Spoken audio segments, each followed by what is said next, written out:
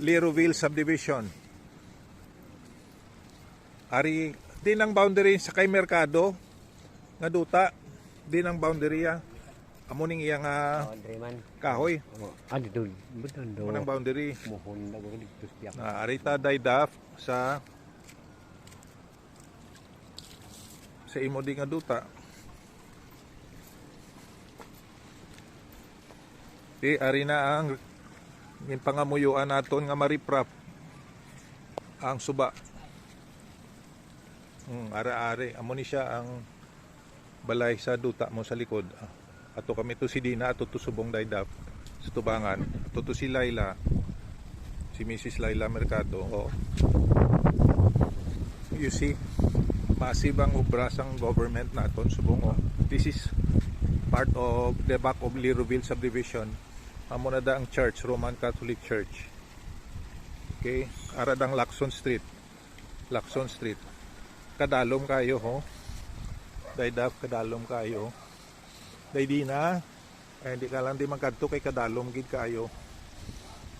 By the grace of God, it's under the government of Mayor Albi Benitez. This project. I think this was started kuno sang January this year, 2024. Oh. Hasta na dito sa kwan, this is ano ni nga river I think this is ano nga di nga suba ni? Lupit River. Sino nong ngalan mo nong? Eduardo ano? Binigay. Binigay asawa mo to? Oo. Ay, may nga po nung dua ka balay.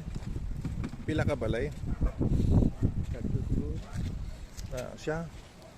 Iti amo ni. Muni daydap, salamat gid sa Ginoo nga timing gid lain na gid ang pagpalakad subong sang bago nga mayor kumpara to sa previous nga mayor kay hindi ka naman lain man gid ang Ginoo kung magiho in his time hindi bala manay kung ang Ginoo na gani magiho lain na gid yan pila ni kadekada nga way gid na dia guba ginaya ginaabab. Hallelujah. So ari kita diri, it's Sunday afternoon, 5:47 in the afternoon of Sunday, April 28, 2024. Dayda po. See? Kami mga buho na ang riprap may mga buho na kay dira na maagi ang tubig kung magtudo-tudo gid. So ma-avoid ang baha sa mga panimalay. Kaya hindi na mag-awas. Sige.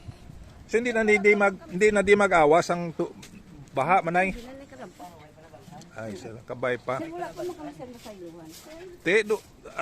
Ngita ka mo sa layluan Wala ka dito alis ipitsin mata. Sang ano? Hindi pa man immediate basi isa pa man kabulan, makapangita pa ka mo. Isa ka bulan.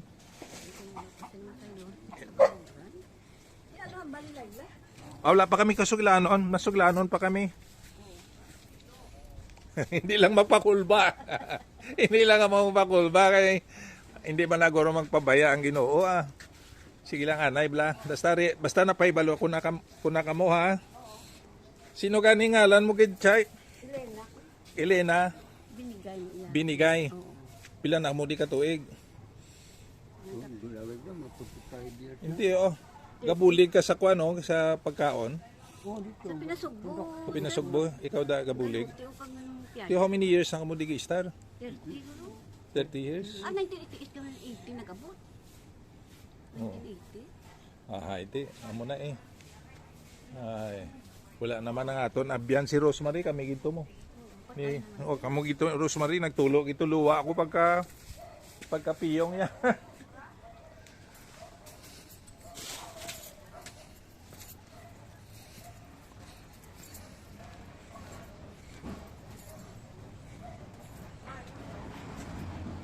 Ay. Daw milagro nga na-riprap pa. Daw milagro nga na-riprap. Dayda po, ari kami subong kay Ma'am Laila Mercado. Nanugid sa simo. Si Dina. Ti, balayra na lang sa BIR. Kag masaylo na sa ngalan, sang manghod ko. Sa ngalan niya, oo. Nagbayad na siya land taxes, 70,000 plus pesos. Kay 18 katuig. Ang capital gains tax, ara gahulat ng BIR, ginapa-check lang namon ang accuracy sa computation. Capital gains tax, documentary stamps, donors tax, estate tax. Kapalang lapaw ang sukot sang BIR. Kaya ginapa-double check namon para piho man bala kay mabayad man tatuod sa gobyerno basta ang eksakto nga computations. Hindi kami papadugang Ma'am Laila. So ang Botslingon, masaylo na sa ngalan niya anytime. Masuglano lang taliwat pero daw kinanlano na gid ang property.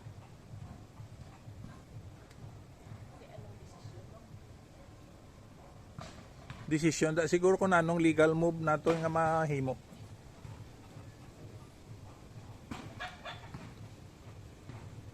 Katublangin suglanunan tayo, hindi man ito pwede. Katublang opsyon nyo, gusto nyo tani.